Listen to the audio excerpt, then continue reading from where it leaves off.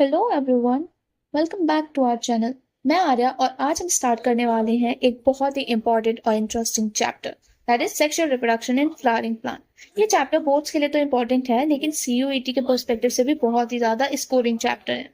इसे हम step by step समझेंगे, प्लांट्स के डिफरेंट पार्ट्स, पॉलिनेशन, फर्टिलाइजेशन और सीड फॉर्मेशन तक का कंप्लीट प्रोसेस। तो वीडियो को एंड तक जरूर देखना, नोट्स बनाते रहना, क्योंकि इस चैप्टर से हर साल क्वेश्चन डेफिनेटली आते हैं। So let's get started and make our biology super easy and fun together. Chapter start होता है. Are we not lucky that plants reproduce asexually? The plants, the myriads of flowers that we enjoy gazing at, the scents, the perfumes that we swoon over, the rich colors and attract us, all are there and aid to sexual reproduction. Flowers do not exist only for us to be used for our selfishness. All flowering plants show sexual reproduction. मतलब जितने भी flowering plants होते हैं वो सब sexual reproduction show करते हैं. A look at the diversity of the structure of the inflorescence, flowers and floral parts showing an amazing range of adaptation to ensure formation of end products of sexual reproduction, the fruit and the seeds. In this chapter, let us understand the morphology, structure, process, and sexual reproduction in flowering plants. Then, human beings have had intimate relationship with flowers since time immemorial. Flowers are object of aesthetic, ornamental, social, religious and cultural values.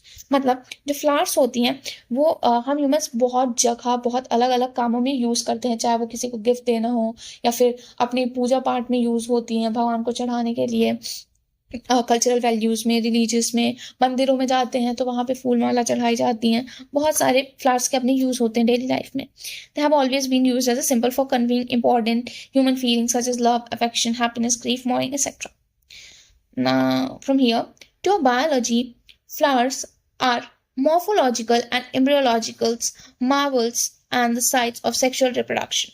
मतलब biologist के हिसाब से जो flowers होते हैं वो morphologically embryological Marvel होते हैं फॉर द एंड साइट होती है सेक्सुअल रिप्रोडक्शन के लिए. अब यहाँ पे देख लेते हैं pre fertilisation structures and events.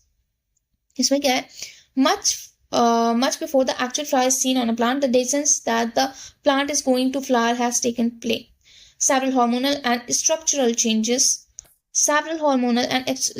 changes are initiated which led to the differentiation and further development of the floral primordium. बहुत सारे हार्मोनल और स्ट्रक्चरल चेंजेस देखे जाते हैं जब कोई फूल क्या कहते हैं बनता है, तो उसमें पहले बहुत सारे हार्मोनल स्ट्रक्चरल चेंजेस होते हैं जो इनिशिएट करता है कि अब डिफरेंशिएशन होगा और आगे फ्लोरल प्रिमोडियम मतलब जो फ्लोरल पार्ट्स हैं उनका क्या कहते हैं डेवलपमेंट होगा. Inflorescence are formed which bear the floral buds. Inflorescence क्या बियर करती है, floral birds.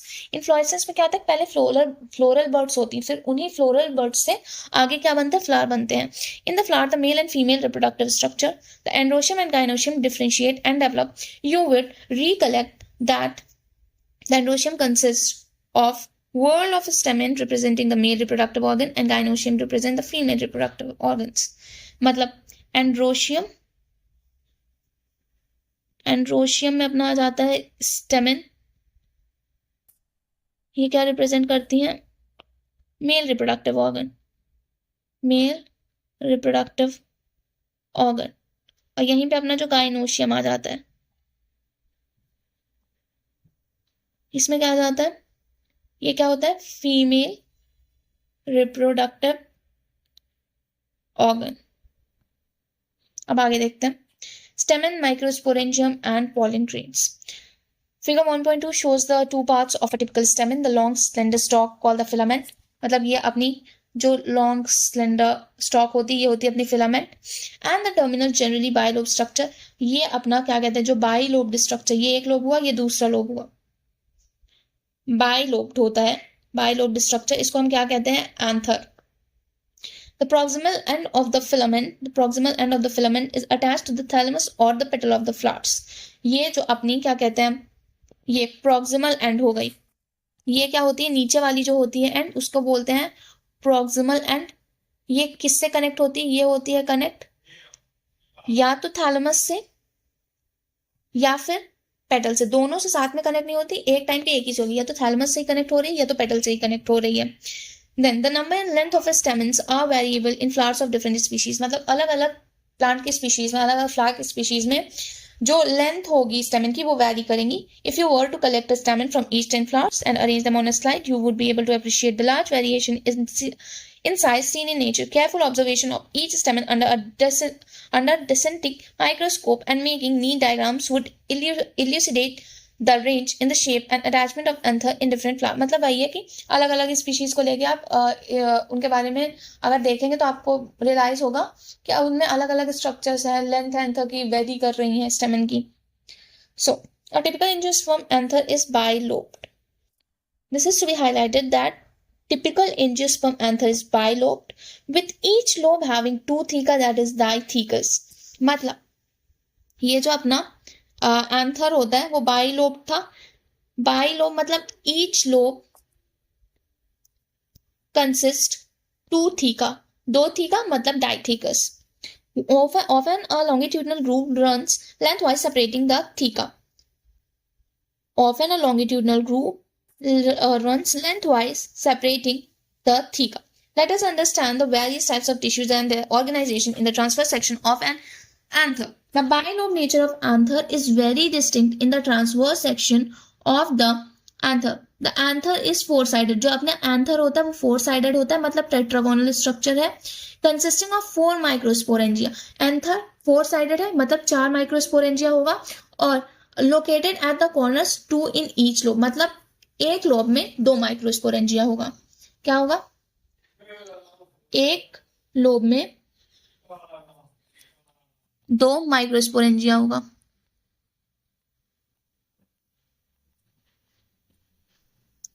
The microsporangia develops further and become pollen sac. मतलब जो अपना माइक्रोस्पोरेंजिया है, माइक्रोस्पोरेंजिया, वो फर्दर डेवलप करके क्या बना लेगा? pollen sac. They extend longitudinally all through the length of an anther and are packed with pollen grains.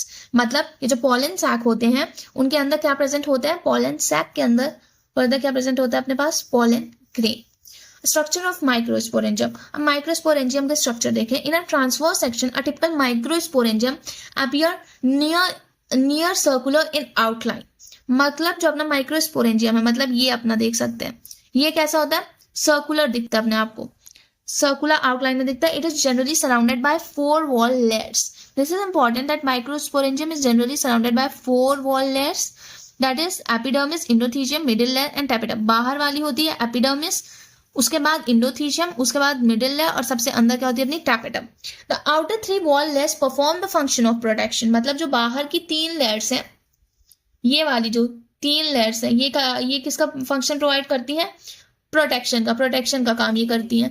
और जो टैपेटम होते हैं और ये बाहर की 3 लेयर जो प्रोटेक्शन का काम करती है, वो साथ में क्या हेल्प करती है? डेसेंस ऑफ एंथर, मतलब एंथर के फटने में भी हेल्प करती है to release the pollen. The innermost wall is the tapetum. It nourishes the developing pollen grain. मतलब जो अपना टैपेटम होता है वो क्या करता है? It nourishes the developing pollen grain. Cells of the tapetum possess dense cytoplasm.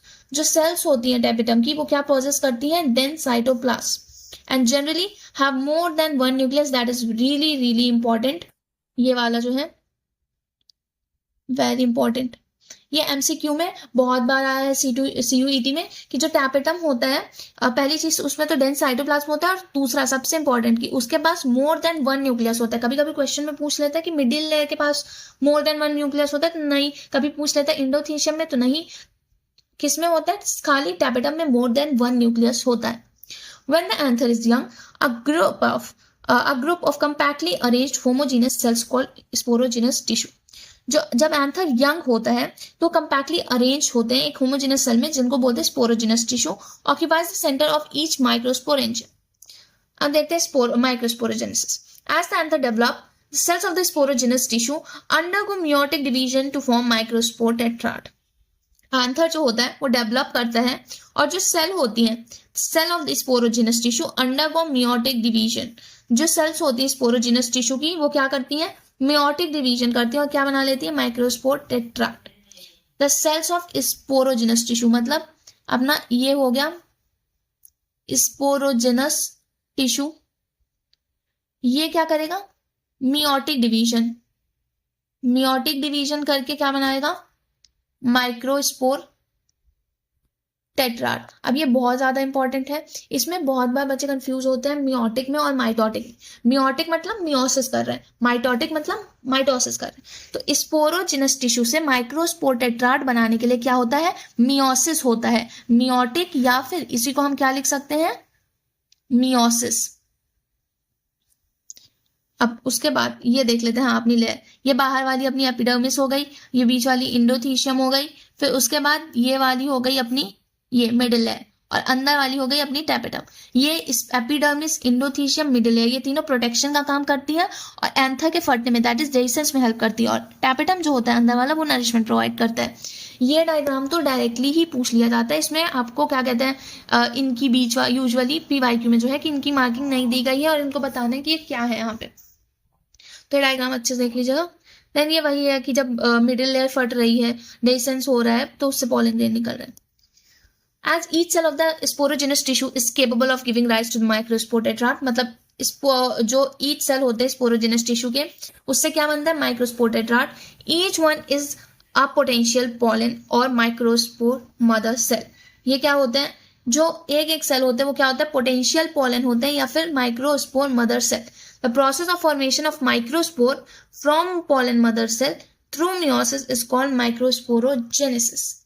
मतलब process of formation of microspore from PMC, pollen mother cell से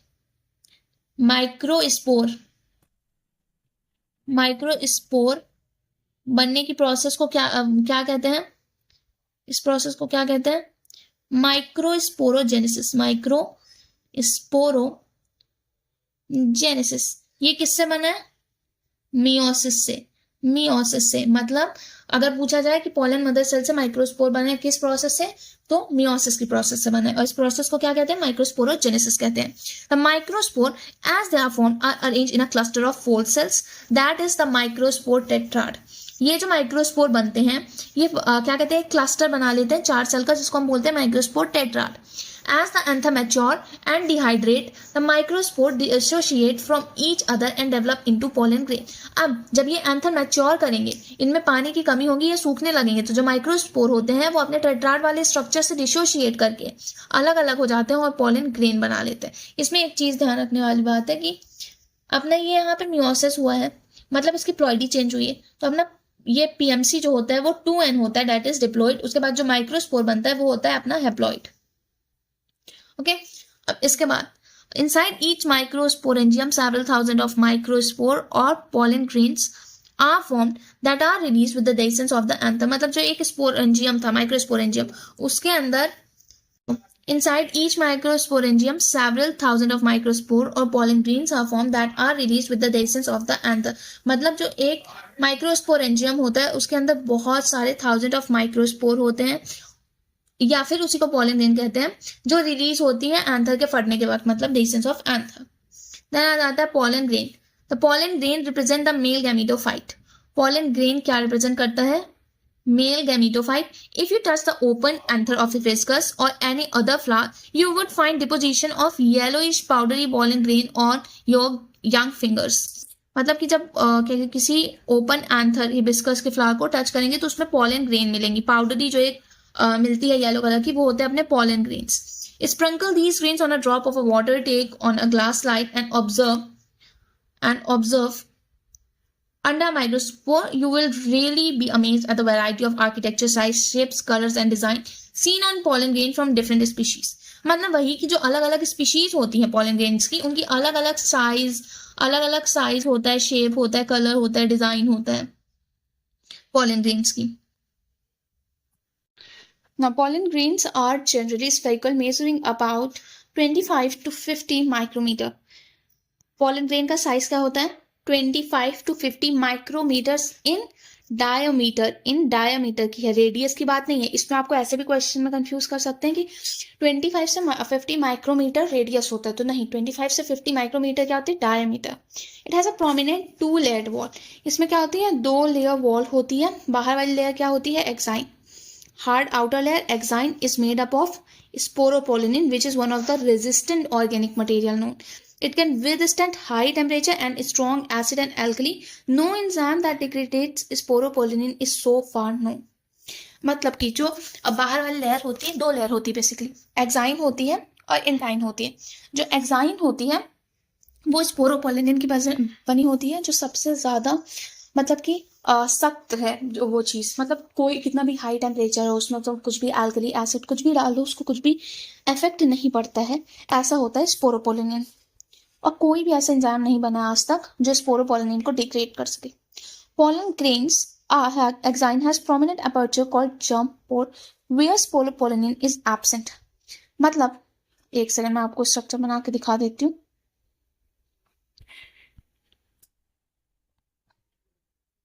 ये हो गया अपना इंटाइन अंदर वाले और ये हो गई अपना एक्साइन। अब ये देखिए ये एक्साइन हर तरह से जुड़ी है, बीच में यहाँ पे एक जगह खाली है ना, इस जगह को हम कहते हैं जर्म पोर। इस जर्म पोर में क्या होता है, स्पोरोपोलिनिन जो होता है, स्पोरोपोलिनिन वो एब्सेंट होता है, यहाँ पे नहीं होता है स्पोरोपोलिनिन। इसको भी हाईलाइट कर लेते हैं। pollen grain exine has prominent aperture called germ pore where sporopollenin is absent। pollen grains are well preserved as fossil because of the presence of sporopollenin। जो pollen grains होते हैं उनको क्या कहते हैं, बहुत अच्छे से प्रिजर्व करके रखा जाता है एज अ फॉसिल, क्योंकि जो pollen grain होते हैं उसमें स्पोरोपोलिनिन प्रेजेंट होता है, इसलिए वो कहीं से भी डिग्रेड नहीं हो सकता, इसलिए उसको प्रिजर्व करके रख सकते हैं। द एक्साइन एक्सिबिट फैसिनेटिंग अरे ऑफ पैटर्न्स एंड डिजाइंस। ये अभी मैंने बताई थी कि बहुत अलग अलग साइज शेप कलर के होते हैं। The inner wall of pollen grain is called intine। It is thin and continuous layer made up of cellulose and pectin। अंदर वाली इंटाइन लेयर जो होती है वो सेल्यूलोज पेक्टिन की बनती है, बाहर वाली जो लेयर होती है एक्साइन वो स्पोरोपोलिनिन की बनी होती है। इसको यहाँ पे लिख लेते हैं। इंटाइन जो होता है वो बनता है किससे, इंटाइन वो बनता है सेल्यूलोज से एंड पेक्टिन से, और जो एक्साइन होती है वो बनती है स्पोरोपोलिनिन से, स्पोरोपोलिनिन से। The cytoplasm of pollen grain is surrounded by plasma membrane। जो साइटोप्लाज्मा होता है pollen grain का वो किससे क्या सराउंडेड रहता है, प्लाज्मा मेम्ब्रेन से। When the pollen grain is mature, it contains two cells। जब pollen grain होता है मैच्योर होता है तो pollen grain के अंदर फर्दर दो सेल होती है, एक हो जाती है अपनी वेजिटेटिव सेल, दूसरी अपनी हो जाती है जेनरेटिव सेल। तो वेजिटेटिव सेल इज बिगर, जो अपनी वेजिटेटिव सेल होती है वो बड़ी होती है और उसमें abundant, vegetative cell is bigger, has abundant food reserve and a large irregularly shaped nucleus. The generative cell is small and floats in cytoplasm. जो जेनरेटिव सेल होता है वो छोटा होता है और साइटोप्लाज्म में फ्लोट करता है वेजिटेटिव सेल के। It is spindle shape with dense cytoplasm and nucleus. जो जेनरेटिव सेल होता है वो स्पिंडल शेप होता है और उसमें डेंस साइटोप्लाज्म होता है विद अ न्यूक्लियस। इसको मैं अब बता देती हूँ। जैसे कि अपना ये पहले हुआ अपना पोलन ग्रेन, उसके बाद उस पोलन ग्रेन में ऐसे दो वैक्यूल्स आती हैं बड़ी बड़ी और एक उसका न्यूक्लियस प्रेजेंट होता है। ये फर्दर दोनों वैक्यूल जुड़ के एक बड़ी सी वैक्यूल बना लेती हैं और एक यहाँ पे एसिमेट्रिकल स्पिंडल प्रेजेंट होता है। फिर यहाँ पे से ये ऐसे डिवाइड होने लगता है जिसमें कि इसमें से आधा न्यूक्लियस इधर साइड प्रेजेंट हो जाता है और आधा न्यूक्लियस इधर। तो इसमें क्या हो जाता है कि फिर ये एक अपना वेजिटेटिव सेल बन जाता है और उसी में अंदर एक के छोटा सा जेनरेटिव सेल फ्लोट करता रहता है।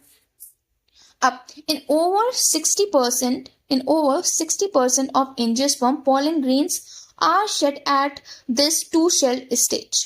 मतलब कि 60% जो एंजियोस्पर्म होते हैं ना उनमें pollen grain two celled stage में जो होती हैं वो पोलन ग्रेन शेड हो जाते हैं और रिमेनिंग जो 40% की स्पीशीज होती है उन्हें जेनरेटिव सेल डिवाइड करता है mitotically to give rise to two male gamete before pollen grain are shed three cell stage. पहली चीज जो अपना सेल हुआ उसमें ये हो गया अपना वेजिटेटिव सेल, ये होगा जेनरेटिव सेल। अब क्या होता है कि जो 60% अपने होते हैं 60% एंजियोस्पर्म होंगे, इनमें क्या होता है कि जो पोलन ग्रेन होती हैं, pollen grain they are shed in two cell stage. Two cell stage में ये शेड कर जाती हैं। रिमेनिंग जो 40% है उनमें जो क्या कहते हैं three cell, basically three cell stage में शेड होती है। अब थ्री सेल क्या है कि जो जेनरेटिव है, जेनरेटिव सेल अपना जो अपना जेनरेटिव सेल है वो दो क्या करेगा, वो माइटोटिकली डिवाइड करके दो मेल गैमीट बना लेगा। उसके बाद फिर शेड होगा, मतलब 3 सेल स्टेज हो गई यहाँ पे। तो 60% एंजियोस्पर्म जो होते हैं वो 2 सेल स्टेज में शेड करते हैं पॉलन ग्रेन को, और जो 40% एंजियोस्पर्म होते हैं वो 3 सेल स्टेज में एंजियोस्पर्म को शेड कर, मतलब पॉलन ग्रेन को शेड करते हैं। अब pollen grain of many species causes severe allergies and bronchial afflictions in some peoples often leading to chronic respiratory. जो पॉलन ग्रेन्स की होती हैं, बहुत सारी उनकी स्पीशीज ऐसी होती हैं जो एलर्जीज और ब्रोंकियल एफिक्शन कॉज करते हैं पीपल में, जैसे कि अस्थमा हो गया, ब्रोंकिटीज हो गया। It may be mention that parthenium और carrot grass, it may be mention that parthenium और carrot grass that came to India as a contaminant with imported wheat has become ubiquitous in occurrence and causes pollen allergy। जो parthenium होता है या फिर उसी को हम कैरेट ग्रास बोलते हैं, वो इंडिया में कैसे आया कि जो वीट बाहर से इंडिया में आती थी, उसी में ये क्या कहते हैं, उसी में जो पार्थेनियम हो गया या कैरेट ग्रास वो उसी के साथ आ जाती थी, एक वीट टाइप की आ जाती थी। तो ये जो होती है ये बहुत ही ज्यादा पॉलन एलर्जी कॉज कराती है। अब कुछ पॉलन ऐसा नहीं कि सारे पॉलन एलर्जी कॉज कराते हैं, कुछ ऐसे होते हैं, कुछ यूजफुल भी बहुत होते हैं जो रिच होते हैं न्यूट्रिएंट्स में। It has become a fashion in recent year to use pollen tablets as food supplement. कुछ पॉलन ऐसे भी होते हैं जिनसे क्या कहते हैं पॉलन टैबलेट बनाई जाती है, टॉनिक्स बनाई जाती है, और क्या कहते हैं अभी कुछ सालों में जो पॉलन टैबलेट हो गई है उसको एज अ फूड सप्लीमेंट लेना एक फैशन टाइप का हो गया है। मेनली जो वेस्टर्न कंट्रीज होती हैं उनमें जो large number of pollen products in the form of tablets and syrups are available. मतलब जो वेस्टर्न कंट्रीज होती हैं उनमें जो पॉलन प्रोडक्ट्स होते हैं वो बहुत ज्यादा पाए जाते हैं, जैसे कि टैबलेट्स हो गई, सिरप्स हो गई, टॉनिक्स हो गई। Pollen consumption has been claimed to increase the performance of athletes and race horse. जो पॉलन कंजप्शन होता है, पॉलन लेने से जो परफॉर्मेंस होती है एथलीट्स की या फिर रेस हॉर्सेस की वो इंक्रीज हो जाती है।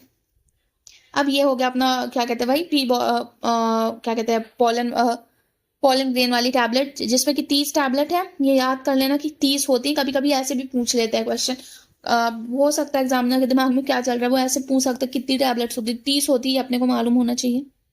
और ये बी पॉलन जो है वो इंग्लैंड की बनी हुई है क्या कहते हैं tablet. Then when once they are shed, pollen grain have to land on the stigma before they lose viability if they have to bring about fertilization।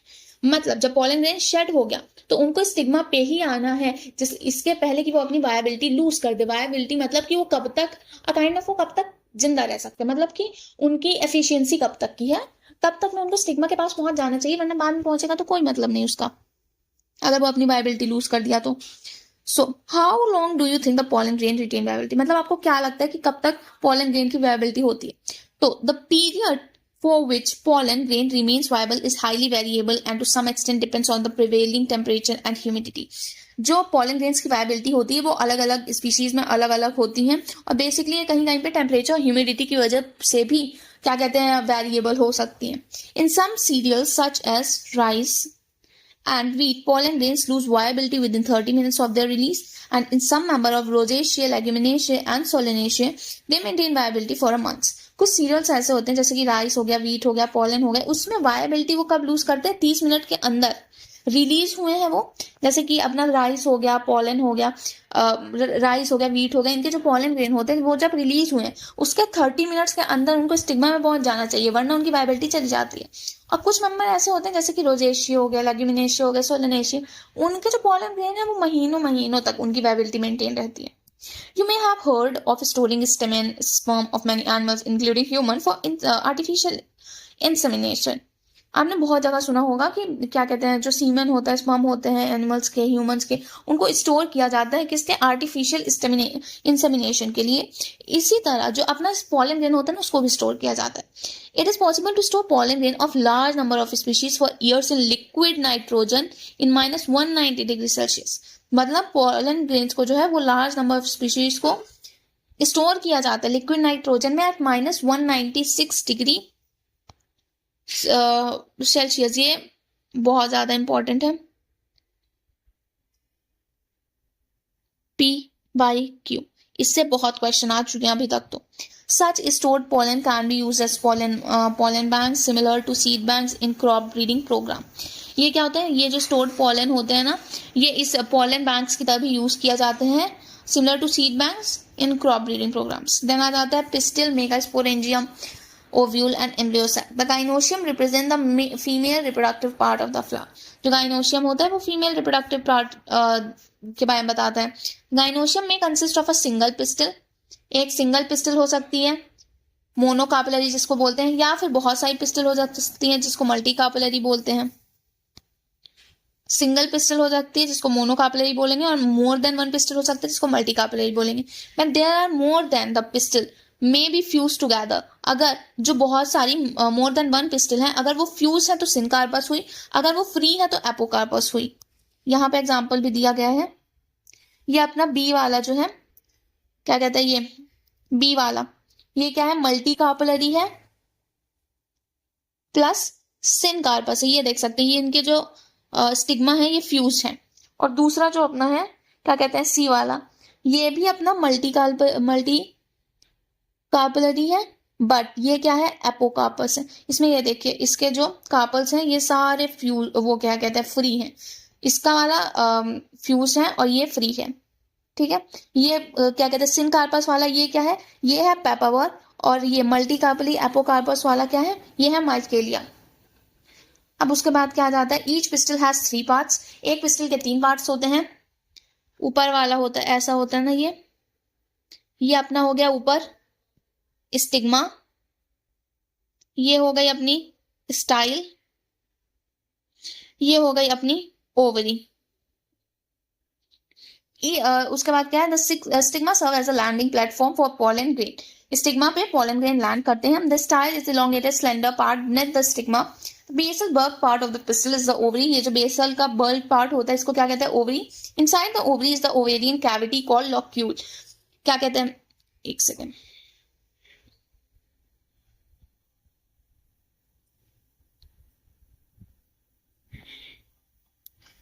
ये रहा.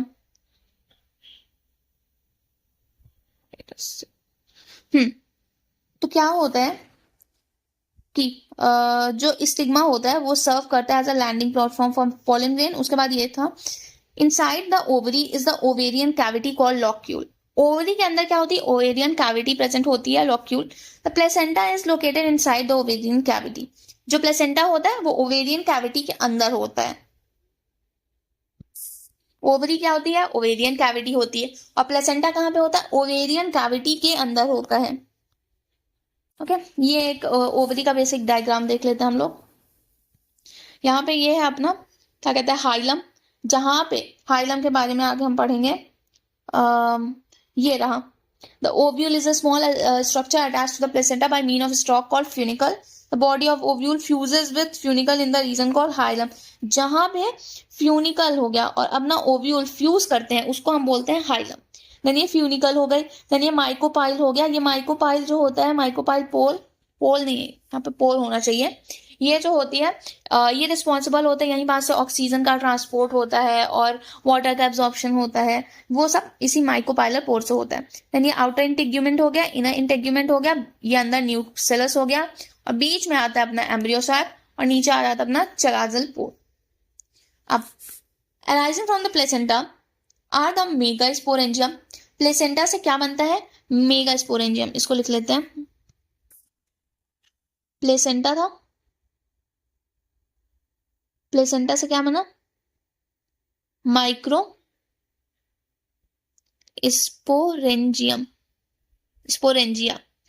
सॉरी, ये माइक्रो नहीं होगा, यहाँ पे होगा मेगा. एक से प्लेसेंटा से अपना क्या बनेगा, मेगा स्पोरेंजिया. अब आप लोग भी मेरे ज्यादा यहाँ पे कंफ्यूज नहीं होना कि मेगा वाला जो होता है वो फीमेल के लिए होता है, मेल के लिए यहीं पे आ जाता है माइक्रोस्पोरेंजिया. तो प्लेसेंटा से क्या बनता है, मेगास्पोरेंजिया, कॉमनली कॉल्ड ओव्यूल. ये क्वेश्चन पूछ सकते हैं कि मेगास्पोरेंजिया को कॉमनली क्या कहते हैं, कॉमनली मेगास्पोरेंजिया को क्या कहते हैं, ओव्यूल, ओव्यूल कहते हैं. The number of ovules in an ovary may be 1. अब जो नंबर ऑफ ओव्यूल होते हैं ओवरी में वो एक भी हो सकती है, जैसे कि wheat, paddy, mango. Wheat, paddy, mango example याद कर लेना कि वीट, पैडी और मैंगो में एक ओवरी होती है, मतलब एक ओव्यूल होती है ओवरी में, और बहुत सारी किस्में होती है, पपाया, वाटरमेलन, ऑर्किड्स, इनमें वो बहुत सारी होती है। अब मेगास्पोरेंजियम ओव्यूल के बारे में देख लेते हैं। Let us familiarize ourselves with the structure of a typical angiosperm ovule. The ovule is a small structure attached to the placenta by means of a stalk called funicle. जो ovule होती है वो स्मॉल स्ट्रक्चर होती है, जिसे हम small structure होता है जो अटैच्ड होता है to the placenta by mean of stalk called funicle. जो ओव्यूल होती है वो स्मॉल स्ट्रक्चर होती है, उनका अटैच किया जाता है प्लेसेंटा से, किसके, by mean of stalk called funicle. मैंने अभी बताया था कि जो ओव्यूल होता है वो प्लेसेंटा से कनेक्टेड होता है बाय द फ्यूनिकल। मतलब ओव्यूल और प्लेसेंटा किसके थ्रू कनेक्टेड है? By stalk called a funicle. The body of ovule fuses with funicle in the region called hilum. जिस पॉइंट पे ओव्यूल फ्यूनिकल से फ्यूज करती है उसको क्या बोलते हैं? हाइलम बोलते हैं। दस hilum represent the junction between ovule and funicle. इससे क्या हम देख सकते हैं कि जो हाइलम होती है वो जंक्शन रिप्रेजेंट करती है बिटवीन ओव्यूल और फ्यूनिकल। ओव्यूल और फ्यूनिकल के बीच में जो जंक्शन होता है वो किसके थ्रू रिप्रेजेंट किया जाता है? हाइलम के थ्रू। ईच ओव्यूल हैज वन और two protective envelopes called integument. या भी बताया जो इंटेग्यूमेंट होती है, आउटर इंटेग्यूमेंट, इनर इंटेग्यूमेंट, ये सब प्रोटेक्शन का काम करती है। Integument encircle the nucellus except at the tip where a small opening called mycopyle is organized. अभी मैंने बताया था कि ये इंटेग्यूमेंट्स जो हैं ये पूरा वैसे तो कवर किए हैं, ये यहाँ से, बट ये बीच में जो जगह छूटी है इसी को क्या बोलते हैं? इसी को हम बोलते हैं mycopyle. Mycopyle is organized. Opposite the mycopyle end is the chalazal, represent the basal part of the ovule. Very very important कि जो चलाजल एंड होता है वो क्या होता है? बेसल पार्ट होता है ओव्यूल का। माइकोपाइलर एंड होता है एक, और चलाजल एंड जो होता है वो बेसल पार्ट होता है। Now enclosed within the integument is a mass of cell called the nucleus. Integuments के अंदर इनक्लोज जो होता है वो क्या होता है? Nucleus. Cells of nucleus have abundant reserve food material. Very important कि जो न्यूक्लियस के सेल्स होते हैं उनमें अबंडेंट रिजर्व फूड मटेरियल होते हैं। Located at the nucleus, located in the nucleus is the embryo sac और फीमेल गैमेटोफाइट। न्यूक्लियस के भी अंदर क्या होता है? एम्ब्रियो सैक, जिसे हम क्या कहते हैं? Female gametophyte. Very very important, embryo sac को ही हम क्या कहते हैं? Female gametophyte. एम्ब्रियो सैक, इसी को क्या कहते हैं? Female gametophyte. An ovule generally has a single embryo sac. एक ओव्यूल में जनरली एक एम्ब्रियो सैक होता है जो बनता है मेगास्पोर से। अब देख लेते हैं megasporogenesis. The process of formation of megaspore from megaspore mother cell is called megasporogenesis. मतलब एमएमसी से मेगास्पोर बनने की प्रोसेस को क्या कहते हैं? मेगास्पोरोजेनेसिस। क्या कहते हैं इसको? Megasporogenesis. Ovules generally differentiate a single megaspore mother cells in the mycopylar regions of the nucellus. मतलब जो ओव्यूल होते हैं वो जनरली एक सिंगल एमएमसी को डिफरेंशिएट करता है माइकोपाइलर रीजन में। मतलब ये जो एमएमसी डिफरेंशिएट होती है कहाँ पे होती है? माइकोपाइल रीजन में। Ovules generally differentiate a single megaspore mother cell in mycopyle region of the nucellus. It is a large cell containing dense cytoplasm and a prominent nucleus. ये क्या होता है? लार्ज सेल होता है जिसमें कि डेंस साइटोप्लाज्म होता है और प्रोमिनेंट न्यूक्लियस होता है। The MMC undergo meiotic division. MMC क्या करती है? मियोटिक डिवीजन करते हैं। मियोटिक मतलब मियोसिस करना। What is the importance of MMC undergoes meiosis? इसका इंपॉर्टेंस क्या होता है? क्योंकि जो मियोसिस करने पे जो एमएमसी होती है वो मेगास्पोर प्रोड्यूस करती है। फिर से ऐसा क्वेश्चन आ सकता है कि जो एमएमसी है वो मेगास्पोर बनाने के लिए कैसा डिवीजन करती है? तो कैसा करती है? मियोटिक डिवीजन करती है। मियोटिक कहें या फिर मियोसिस। उसके बाद आ जाता है female gametophyte. In a majority of flowering plant one of the megaspore is functional while the other three generate.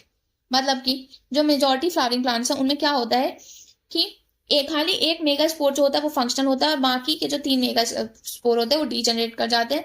One of the functional megaspore develop into female gametophyte that is embryo sac. पहले 4 megaspore बने, जिसमें से कि एक megaspore जो हुआ वो functional हुआ, बाकी 3 जेनरेट कर गए। अब वो जो एक मेगास्पोर है वो क्या करते हैं, जो एक मेगास्पोर है अपना, वो डेवलप कर लेगा फीमेल गैमीटोफाइट में, that is embryo sac. This method of embryo sac formation from a single megaspore is termed as monosporic development. Okay, जो ये मेथड होती है एम्ब्रियोसैक का formation from a single megaspore, इसको क्या कहते हैं, मोनोस्पोरिक डेवलपमेंट कहते हैं। The method of embryo sac formation from a single megaspore termed as monosporic development, that will be ploidy of the cells of the nucellus MMC, the functional megaspore and female gametophyte. इन सबकी क्या होती है, ploidy change होगी। Ploidy मैं बता देती हूँ, एमएमसी जो है अपनी, एमएमसी की प्लॉइडी होगी 2n डिप्लॉइड, फिर यहाँ पे ये मेयोटिक डिवीजन किया तो मेगास्पोर जो बनेगा वो होगा अपना n, मतलब सिंगल।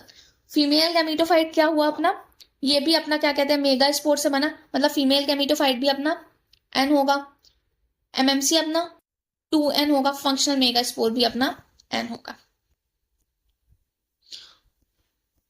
अब late us study about the, एक पहले वाला डायग्राम में समझा दूं। ये क्या हुआ कि पहले ये जो सेल था इसमें 2 न्यूक्लियस हुए, ये तो बाद वाला है, इसको तो अभी बताऊंगी।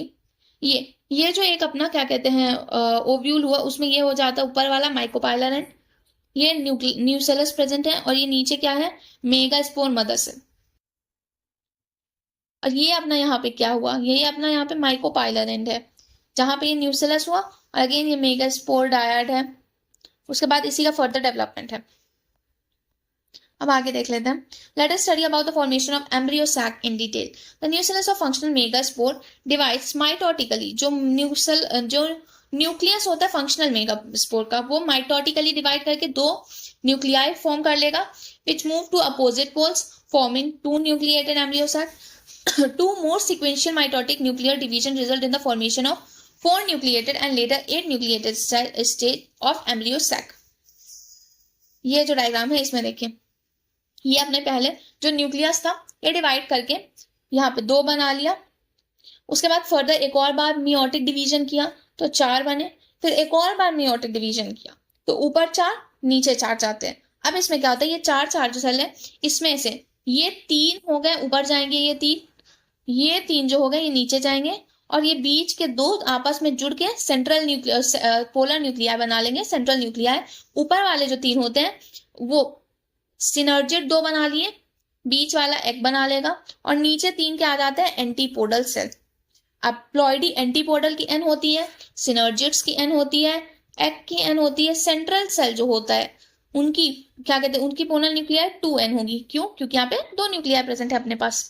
तो ये क्या हुआ, चलाजल एंड में एंटीपोडल, ये बहुत इंपॉर्टेंट है कि एंटीपोडल सेल कहाँ पे पाए जाएंगे, चलाजल एंड में। माइकोपाइलर एंड में 2 सिनर्जिड होगा, एक फिलीफॉर्म एबाइडस होगा, एक सेल होगा। अब एग और सिनर्जिड ये सब मिला के क्या बना लेता है, ये बना लेता है एग एपैरेटस, ठीक है। और बीच में क्या होगा, पोलर न्यूक्लियाई, और ये वाला सेल जो होता है सेंट्रल सेल। सेंट्रल सेल जो होता है ये सेंट्रल सेल, ये बिगेस्ट सेल है, बिगेस्ट सेल है ये। अब आगे देख लेते हैं। It is of interest to note that these mitotic division are strictly free nuclear, that is, the nuclear division are not followed immediate by cell wall formation। ये अभी हमने ऊपर देखा डायग्राम में, जैसे कि ये अपना डायग्राम था, इसमें ये देखिए न्यूक्लियाई डिवाइड हो रहे हैं बट यहाँ पे कोई भी सेल वॉल फॉर्मेशन नहीं हो रहा है। मतलब ये जो है ये स्ट्रिक्टली क्या है, strictly free nuclear, that is free nuclear division follow नहीं हो रहा है इमीडिएट सेल वॉल फॉर्मेशन से। तो ये क्या है, स्ट्रिक्टली फ्री न्यूक्लियर है ये mitotic division.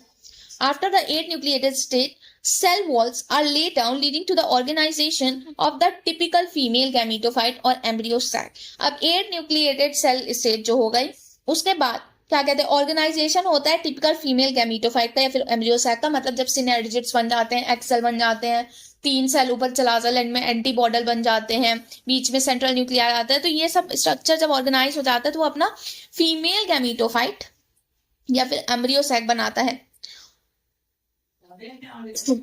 Then observe the distribution of cells inside the embryo sac, जो अभी मैंने ऊपर दिखाया था।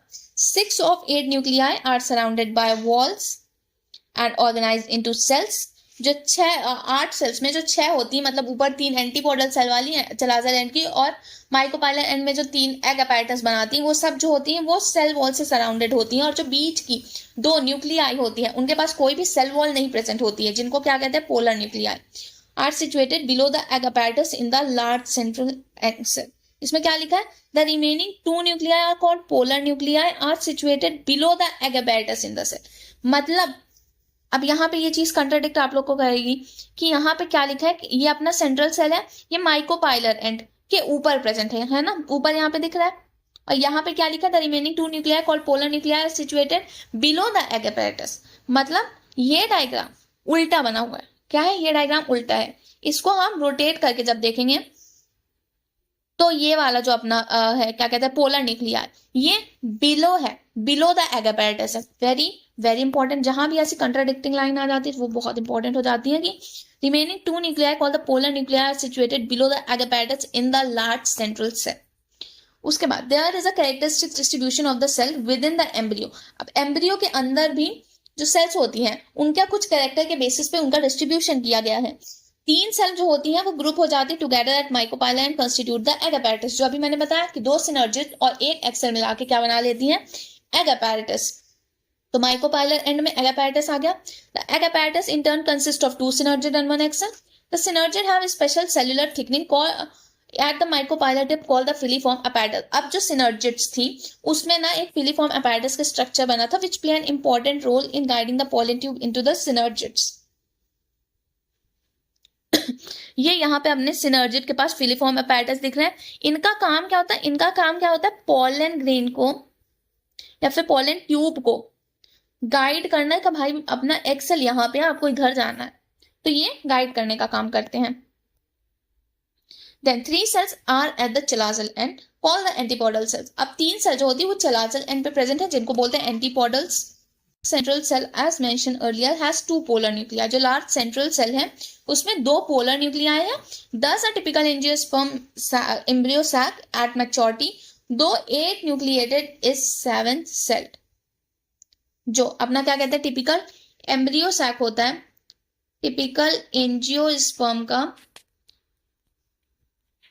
एम्ब्रियो सैक हो गया। वो कैसे स्ट्रक्चर होता है, वो होता है 8 न्यूक्लिएटेड 7 सेल।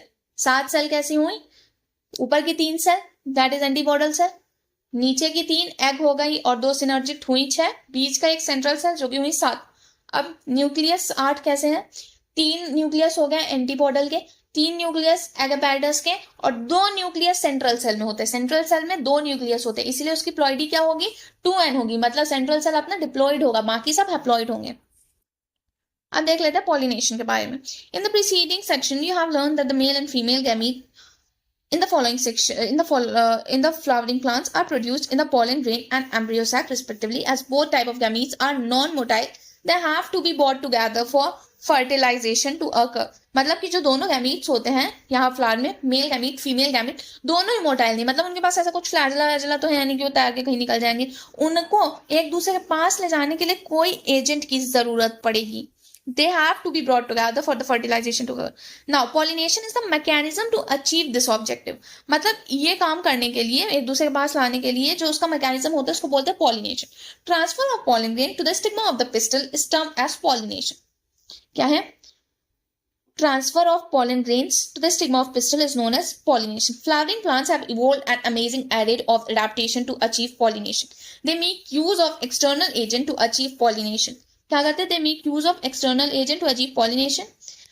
अब पॉलिनेशन कैसे होता है वो देख लेते हैं। पहला एक होता है ऑटोगैमी। ऑटोगैमी क्या होता है, in this type of pollination is achieve within the same flower. एक ही फ्लावर में होता है transfer of pollen grain from the anther to the stigma of the same flower. मतलब पॉलन ग्रेन सेम फ्लावर का, anther same flower का, stigma same flower का। In a normal flower which opens and exposes the anther and stigma complete autogamy is rather rare.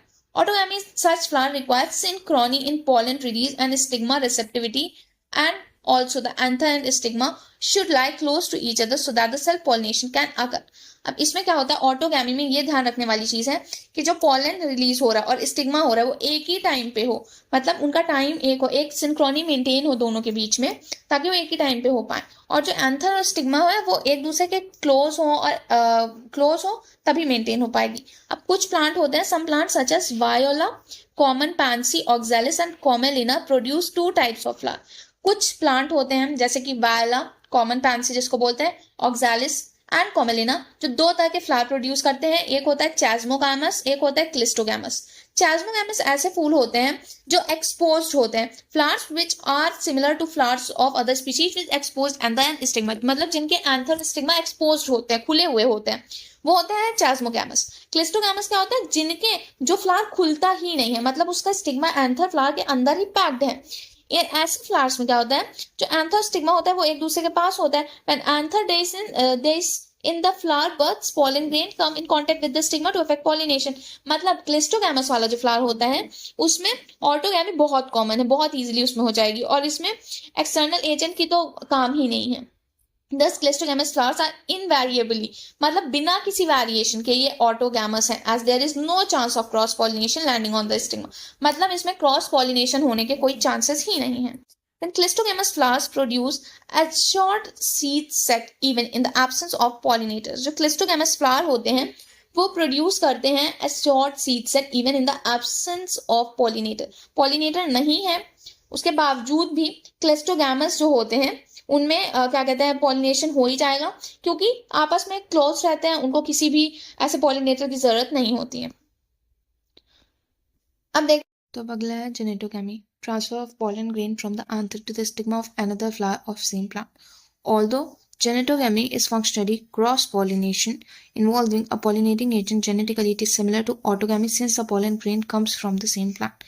Genetogamy में क्या होता है कि जो pollen grain का transfer होता है वो अलग अलग flowers में होता है, बट एक ही plant के, मतलब plant सेम है दोनों का, बट अलग अलग फ्लावर्स से एंथर क्या कहते हैं pollen grain आ रहा है, और मतलब स्टिग्मा दूसरे फ्लावर का है, पॉलन ग्रेन दूसरे फ्लावर का है, बट दोनों फ्लावर सेम प्लांट के हैं, तो वो होता है जेनेटोगेमी। अब ये फंक्शनली तो जो होते हैं क्रॉस पॉलिनेशन होते हैं, क्योंकि इसमें क्या कहते हैं पॉलिनेटिंग एजेंट लगता है, और जेनेटिकली ये क्या होते हैं ऑटोगैमी, क्योंकि सेम ही प्लांट के, इसलिए जेनेटिकली ऑटोगैमी है, और पॉलिनेशन के हिसाब से क्रॉस पॉलिनेशन कह सकते हैं। Then geitonogamy, transfer of pollen grain from anther to the stigma of a different plant. Geitonogamy में दोनों ही क्या कहते हैं मेल और फीमेल दोनों ही फ्लावर अलग अलग प्लांट में प्रेजेंट होते हैं। This is the only type of pollination which during pollination bring genetically different type of pollen grains to the stigma. यही एक ऐसा टाइप है पॉलिनेशन का जिसमें कि अलग अलग टाइप के पॉलन ग्रेन्स आ सकते हैं स्टिग्मा में, तो वहाँ यहाँ पे वेराइटीज आ सकती हैं। देन अगला है agent of pollination. Plants use two abiotic and one biotic agent to achieve pollination. Majority of plant use biotic agent for pollination. Only a small proportion of plant use abiotic agent. Pollen grains coming in contact with the stigma in a chance factor in both wind and water. अब wind और water वाला जो pollination होता है उसमें अगर pollen grain stigma में पहुंच रहा है एक chance factor पे है, मतलब कि पहुंच भी सकता है wind और water के थ्रू, नहीं भी पहुंच सकता है। To compensate for this uncertainties, the associates loss of pollen grains. The flower produce enormous amount of pollen when compared to number of ovules available for pollination. इसीलिए अब ऐसा होता है कि एक pollen grain क्या कहते हैं विंड या वाटर के थ्रू गया, बट ज़रूरी नहीं है कि वो स्टिग्मा पे जाके अटैच ही हो पाए। बहुत ही चांस वाले फैक्टर होते हैं इसमें कि जाके अटैच हुआ या नहीं हुआ, चांसेस इसमें होते हैं। इसीलिए जो एंथर होते हैं या पॉलन ग्रेन जो होते हैं वो लार्ज नंबर में होते हैं एज कम्पेयर टू ओव्यूल, कि बहुत सारे एंथर ओव्यूल पे पहुंच रहे हैं अटैच करने के लिए, तो कोई ना कोई तो फंक्शनल हो ही सकता है, अंदर पॉलन ट्यूब जा ही सकती है उसकी। अब pollination by wind is more common among abiotic pollination.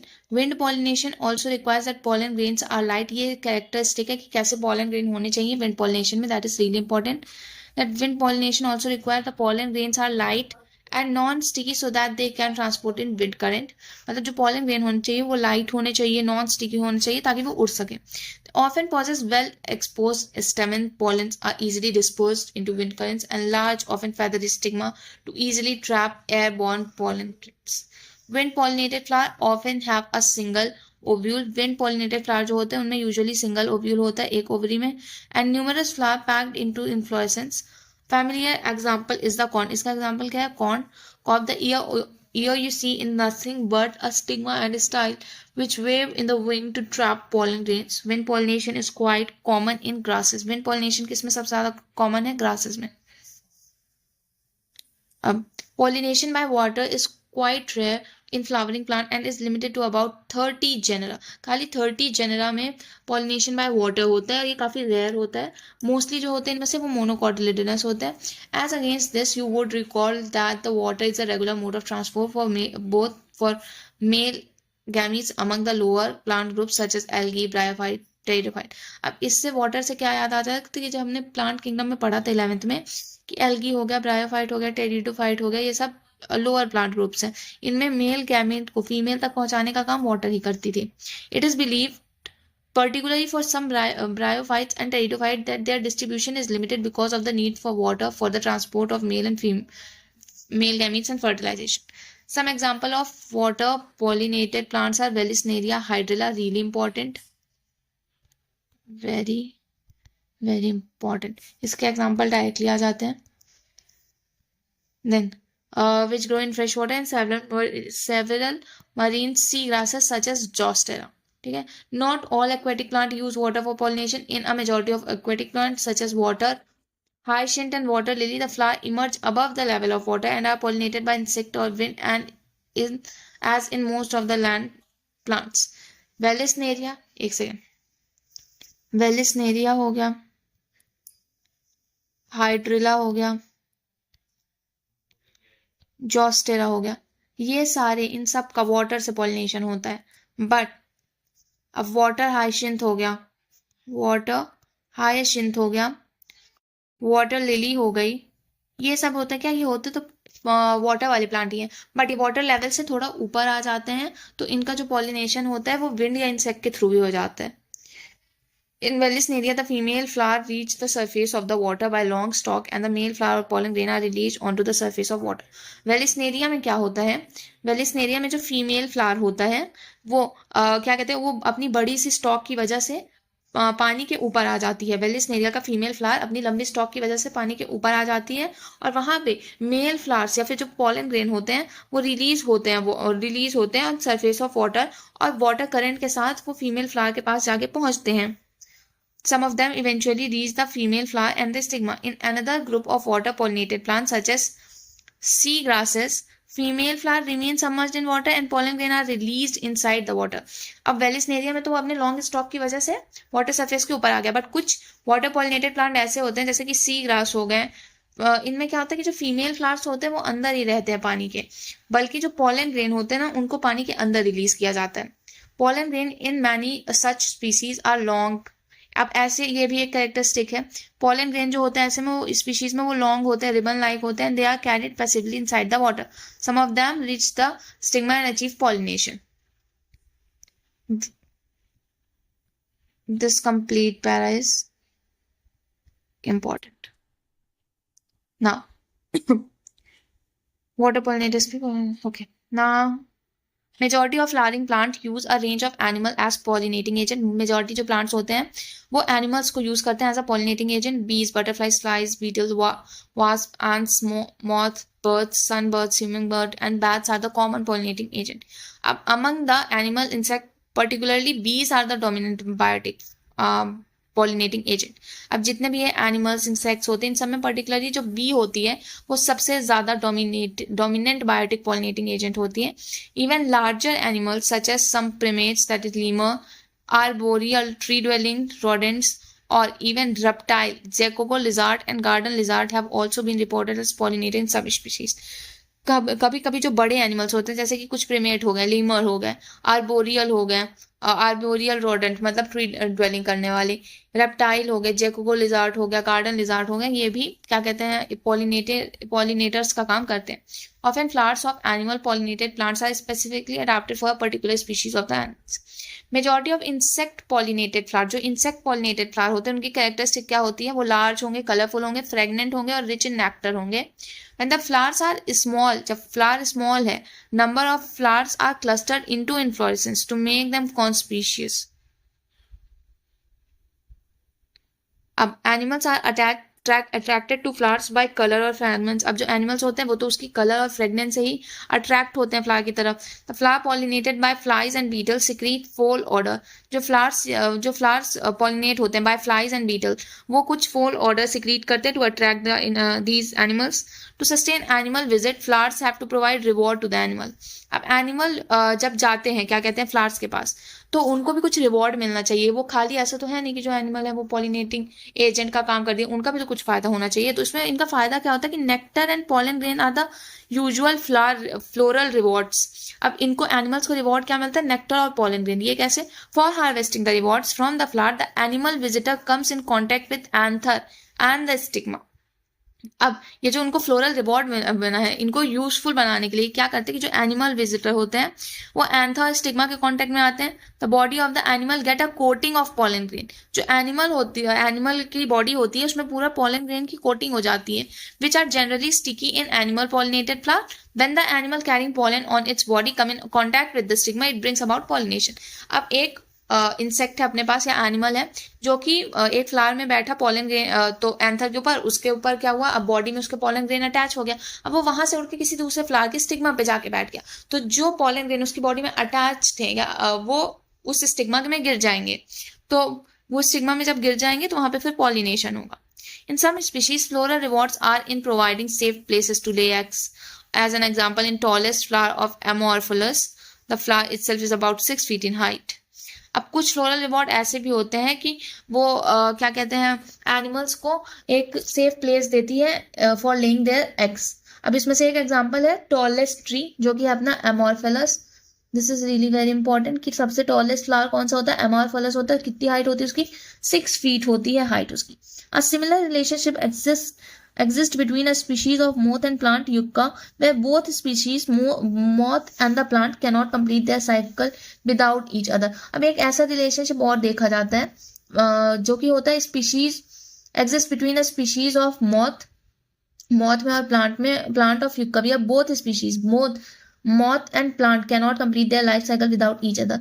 अब मॉथ और प्लांट युग का जो होता है उनके स्पीशीज के बीच में ऐसा क्या कहते हैं, बोल सकते हैं रिलेशनशिप है कि वो दोनों एक दूसरे के बिना नहीं रह सकते। इन दोनों पे इंटरडिपेंडेंट है। कैसे इंटरडिपेंडेंट है, जो मॉथ होता है वो डिपॉजिट करता है अपना egg in the locule of ovary and the flower, in turns get pollinated by the flower.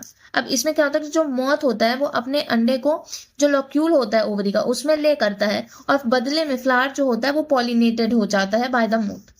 The larva of the moth came out of the eggs as the seed start developing.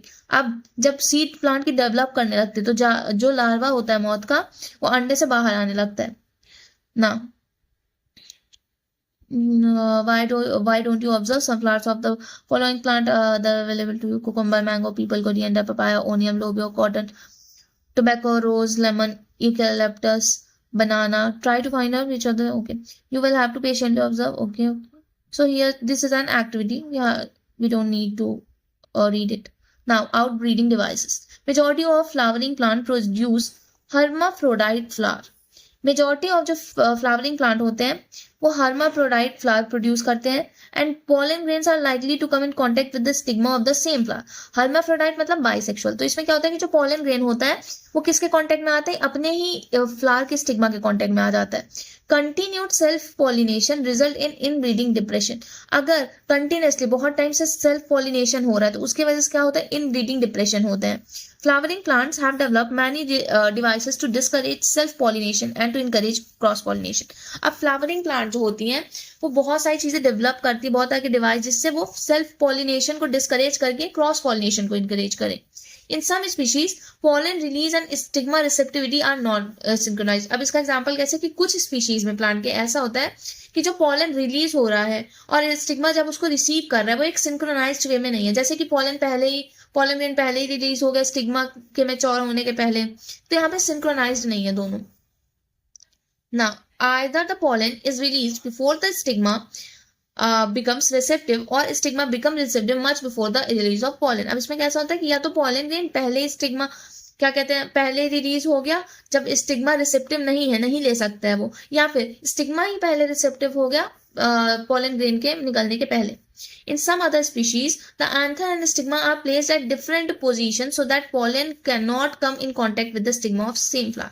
अब कुछ species में ऐसा होता है कि जो anther और stigma होते हैं उनको अलग अलग पोजीशन में रखा जाता है ताकि वो दोनों कांटेक्ट में नहीं आ पाएंगी फ्लावर के, जैसे कि both these devices prevent autogamy.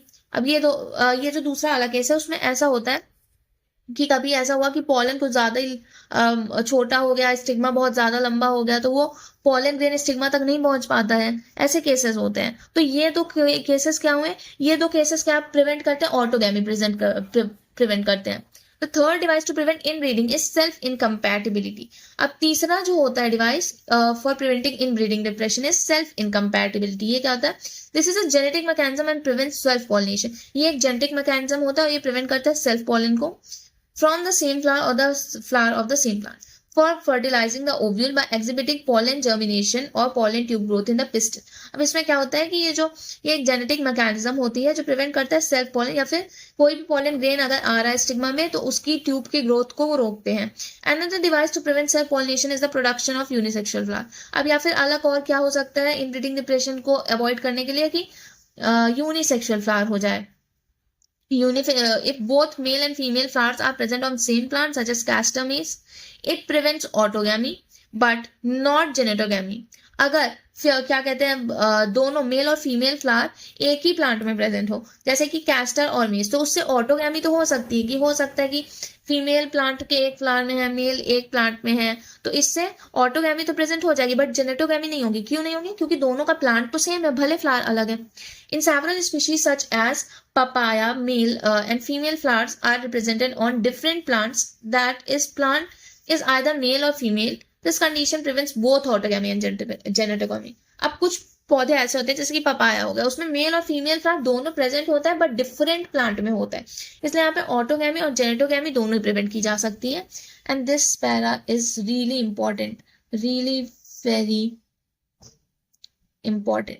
इसमें ये वाला जो एग्जांपल है क्या कहते हैं, ये female flower present on same plant, example castor and maize prevents autogamy but not geitonogamy. और ये पपाया वाला हो गया कि male and female flower present on different plants either male और female, this condition prevent both जो autogamy and geitonogamy. इससे previous year question भी है, मतलब सीयूईटी में इससे 2-3 बार क्वेश्चन आ चुके हैं। देन आता है अपना pollen pistil interaction। Pollination does not guarantee the transfer of right type of pollen। pollination में क्या होता है, does not guarantee the transfer of the right type of pollen, compatible pollen or the same species to the stigma। Often pollen of the wrong type either from other species or from same plant also land on the stigma। कभी कभी क्या कहते हैं जो गलत type के pollen होते हैं वो भी स्टिग्मा पे आ जाते हैं।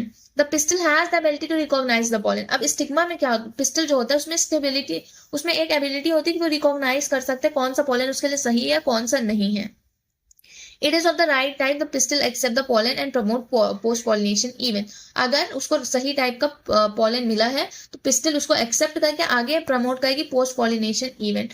पोस्ट क्या कहते हैं, पोस्ट पॉलिनेशन इवेंट, जैसे कि fertilisation.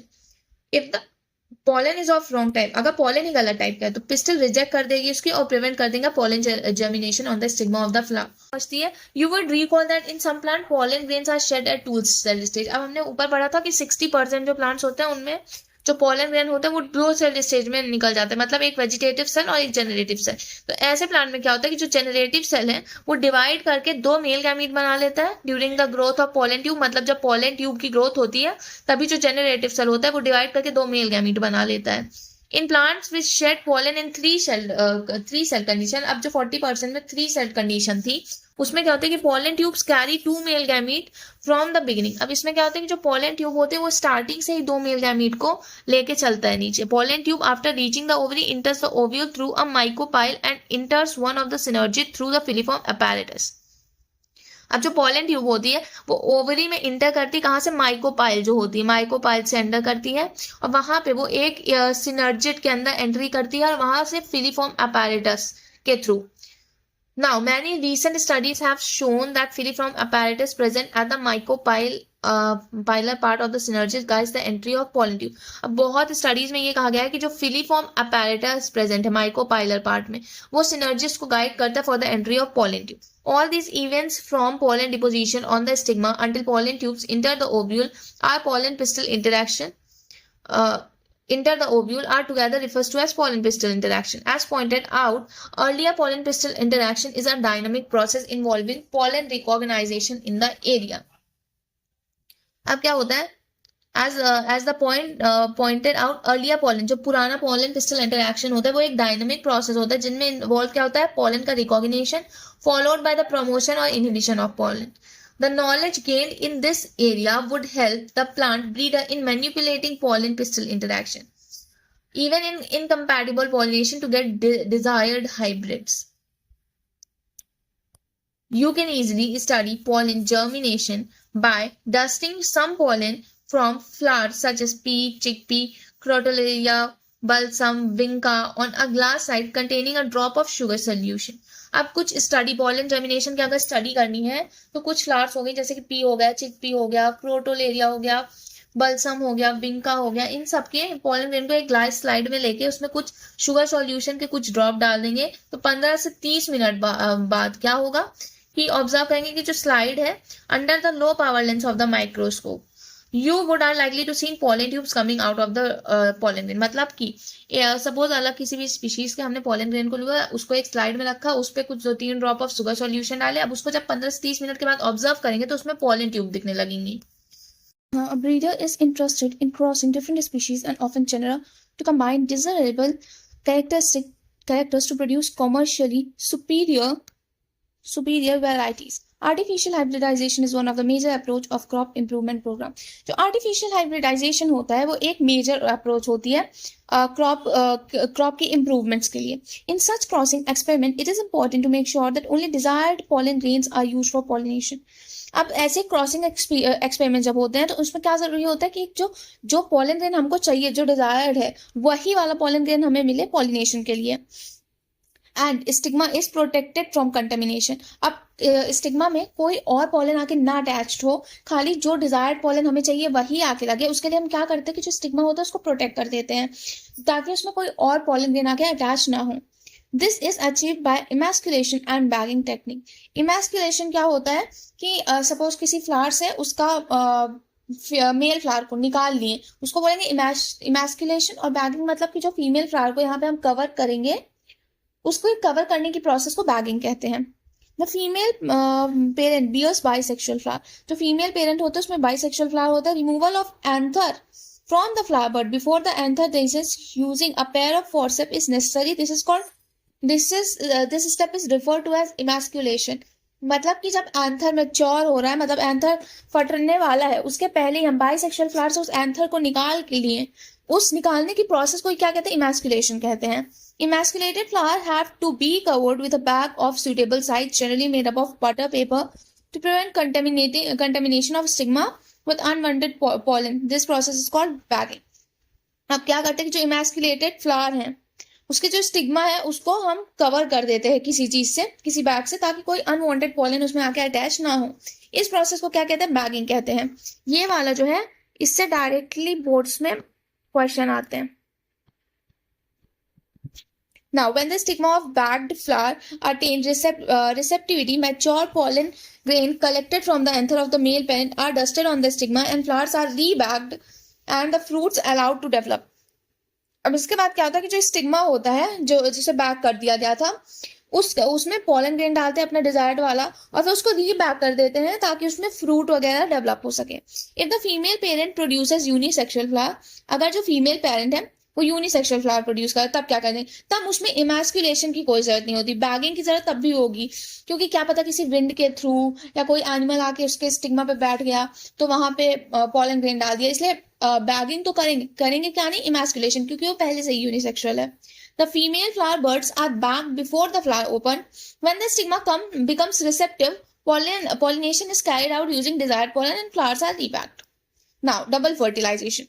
After entering one of the synergids, the pollen tube releases the two male gametes into the cytoplasm of the synergids. जब पॉलन ट्यूब सिनर्जिड के तक पहुंचती है, तो वो पॉलन ट्यूब क्या करती है, उसके अंदर जो दो मेल गैमीट प्रेजेंट होते हैं उसके साइटोप्लाज्म में, उसको रिलीज करती है। उसको रिलीज करती है किसमें, साइटोप्लाज्म जो होता है सिनर्जिड का उसमें।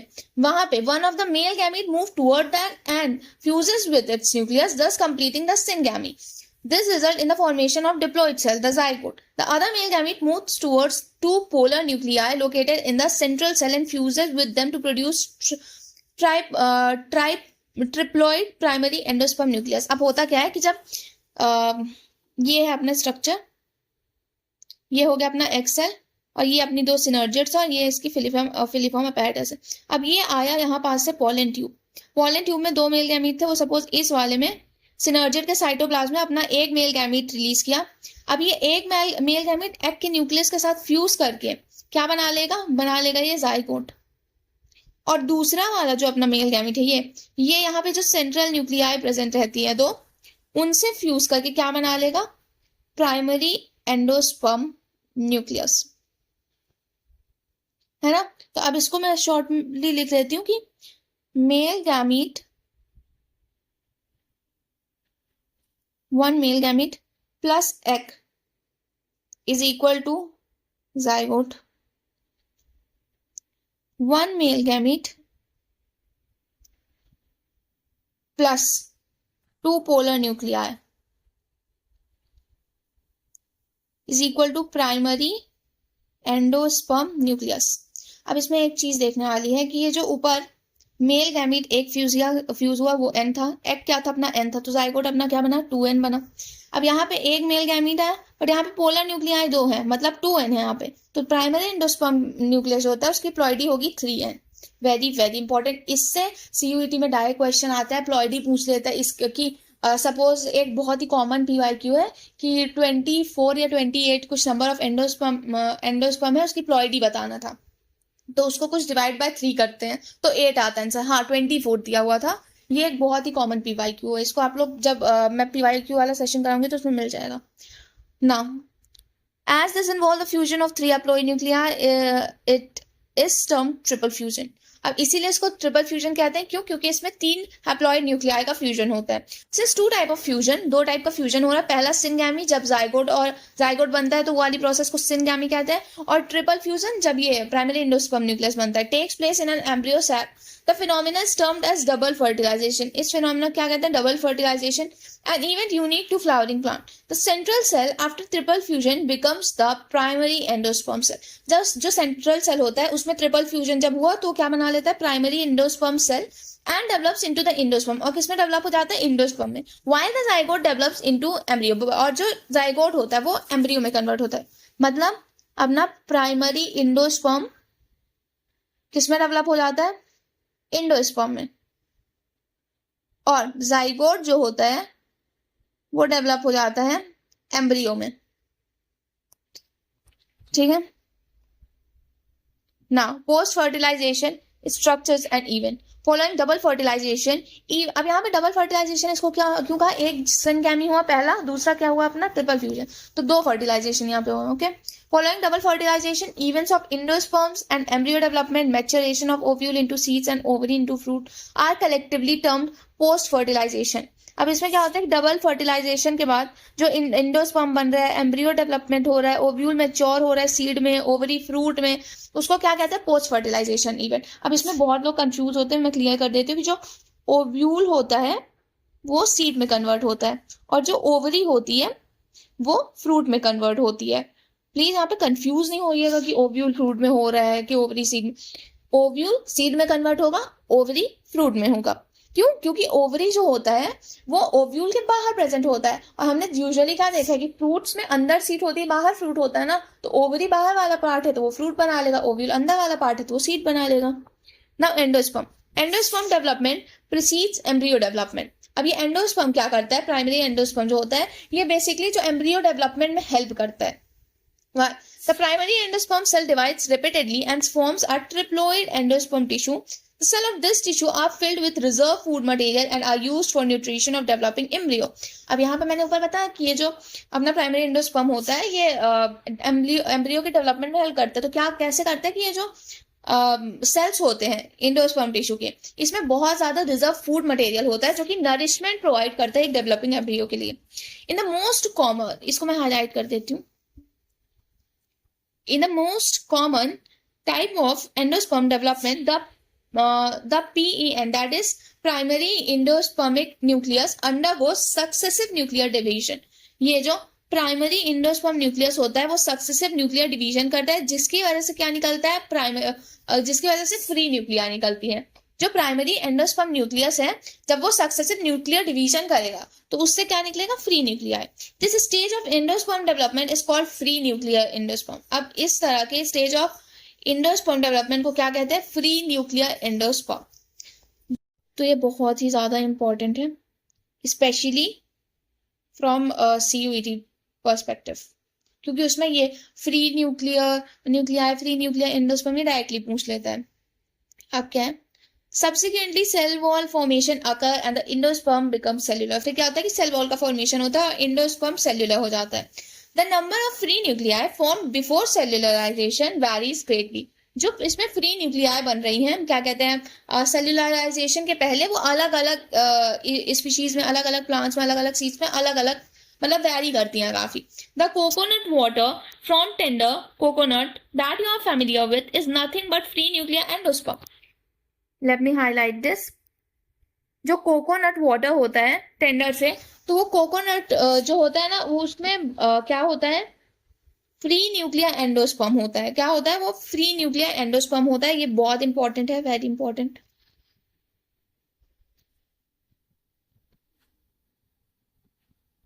क्या कि जो कोकोनट वाटर होता है टेंडर कोकोनट से, वो क्या होता है, वो एक फ्री न्यूक्लियर एंडोस्पर्म होता है। And the surrounding white kernel is the cellular endosperm. और जो नारियल का पार्ट हम लोग खाते हैं उसको क्या कहते हैं, उसको क्या कहते हैं, white kernel is the cellular endosperm. जो पानी पीते हैं हम, नारियल पानी, वो क्या होता है, वो फ्री न्यूक्लियर एंडोस्पर्म होता है। और जो नारियल खाते हैं हम लोग, व्हाइट कलर का पार्ट, वो होता है सेल्यूलर एंडोस्पर्म। तो एंडोस्पर्म में either be completely consumed by developing embryo, that is pea coconut be. अगर किसी क्या कहते हैं सीड में जो एम्ब्रियो है वो एंडोस्पर्म को कंप्लीटली कंज्यूम कर लिया, तो वो क्या बन जाते हैं, उसको क्या कहते हैं, पी हो गया, ग्राउंड नट बीन्स। इसमें क्या होता है कि जो एम्ब्रियो है वो एंडोस्पर्म को पूरा वो कर लिया, कंज्यूम कर लिया सीड बनने के पहले ही, और it may persist in mature seed. और अगर किसी मैच्योर सीड में प्रेजेंट है उसको बोलते हैं कैस्टर या कोकोनट। एंड अगर यूज कर लिया उसको जर्मिनेशन के दौरान, अब ये आगे गया कि एंडोस्पर्म में either be completely consumed by developing embryo pea ground beans before seed maturation, और it may persist in mature seed, example castor and coconut, and be used up during seed germination. अब कुछ में ऐसा होता है कि जो एंडोस्पर्म है वो उसको कंप्लीटली कंज्यूम कर लिया है एम्ब्रियो, उसके एग्जाम्पल क्या होता है, पी ग्राउंडनट बीन। और कुछ ऐसे होते हैं जिनमें कि कुछ क्या कहते हैं, कुछ अमाउंट ऑफ एंडोस्पर्म प्रेजेंट होता है, जैसे कि कैस्टर हो गया, कोकोनट हो गया, और इनका जो एंडोस्पर्म होता है उसको सीड जर्मिनेशन के दौरान यूज कर लिया जाता है। तो ये भी काफी इंपॉर्टेंट है। इसके एग्जाम्पल बहुत इंपॉर्टेंट है, ये पी ग्राउंडनट बीन वाला और ये कैस्टर एंड कोकोनट वाला। Then embryo develops at the micropylar end. Again very important कि जो एम्ब्रियो होता है वो माइक्रोपाइलर एंड में डेवलप करता है। द जाइगोट इज सिचुएटेड, जहां पे जाइगोट सिचुएटेड होता है। Most zygotes divide only after a certain amount of endosperm is formed. Mostly जो जाइगोट होते हैं वो तभी डिवाइड करते हैं जब कुछ अमाउंट ऑफ एंडोस्पर्म बन जाए। This is an adaptation to provide assured nutrition to developing embryo. अब ऐसा क्यों करते हैं जाइगोट कि एंडोस्पर्म बन जाए उसके बाद ही क्या कहते हैं डिवाइड करेंगे, क्योंकि जब एंडोस्पर्म बन जाएगा तभी उनको कुछ न्यूट्रिशन मिलेगा, उसके बाद ही वो डिवाइड करेंगे अच्छे से। Though the seeds differ greatly the early stage of embryo development embryogeny are similar in monocotyledonous and dicotyledonous. अब होता क्या है कि जो अर्ली स्टेज होता है एम्ब्रियो डेवलपमेंट का, दैट इज एम्ब्रियोजेनी, वो मोनोकोटिलेडनस में और डाइकोटिलेडनस में दोनों में सेम होता है। Figure 1.13 depicts the stages of embryogeny in a dicotyledonous embryo. The zygote give rise to proembryo. अब ये बहुत इंपॉर्टेंट कि जो जाइगोट है वो क्या बनाता है, आगे प्रो एम्ब्रियो बनाता है, and subsequently to the globular heart shape and mature embryo. पहले प्रो एम्ब्रियो बनाएगा, उसके बाद मैच्योर एम्ब्रियो बनाएगा जो कि ग्लोब्यूलर हार्ट शेप का होता है। ये तो अपना मोनोकोटिलेडनस का डायग्राम है। जाइगोट का यस नीचे है, आगे देखते हैं। A typical dicotyledonous embryo consists of an embryonal axis and two cotyledon. The portion of the embryonal axis above the level of cotyledon is called epicotyle, which terminates with the plumule or stemma. The cylindrical portion below the level of cotyledonous is hypocotyle, that terminates its lower and radical and root tip. That root tip is covered with a root cap. अब ये है अपना dicot का structure. इसमें क्या है, ये हो गया अपना प्लिम्यूल, जहां पास से ये नीचे की दो निकली हुई है कॉटिलेडन, ठीक है। अब नीचे ये हाइपोकोटाइल नीचे वाली ये रूट का हो जाता है, और ये रहा रेडिकल, ये रहा रूट कैप, और ये ऊपर वाला जो होता है इससे फिर शूट निकलता है ना, जो कि यहाँ पे लिखा है विच टर्मिनेट इनटू प्लिम्यूल और स्टेम टिप। ये प्लिम्यूल जो है यही स्टेम टिप आगे फिर बनता है, स्टेम बनता है इसी से मतलब। Now, embryo of monocotyledonous possess only one cotyledon. अब मोनोकॉटिलेडन है मतलब एक कॉटिलेडन, नाम में उसका पता चल रहा है मतलब इसमें एक कॉटिलेडन होगा।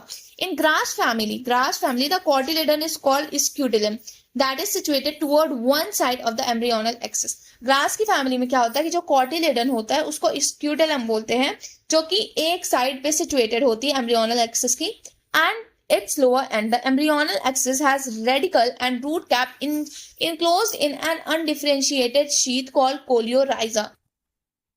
जो एम्ब्रियोनल एक्सिस होता है उसमें रेडिकल होता है और रूट कैप होती है जो अनडिफरेंशिएट करती है, और उनको कोलियोराइजा कहते हैं, मतलब इकट्ठा उनको क्या कहते हैं, कोलियोराइजा। ये रेडिकल और रूट कैप को मिला के बोलते हैं कोलियोराइजा, और ऊपर वाला आ जाता है coleoptile. The portion of embryonal axis above the level of attachment of scutellum is the epicotyle. मतलब scutellum कहाँ पे है, scutellum के ऊपर वाला जो पार्ट है ये, the portion of embryonal axis above the level of attachment of scutellum is the epicotyle. ये है level of attachment of scutellum। इसके ऊपर वाला जो पोर्शन है वो कोलियोप्टाइल है, और नीचे वाला जो है वो कोलियोराइजा है अपना।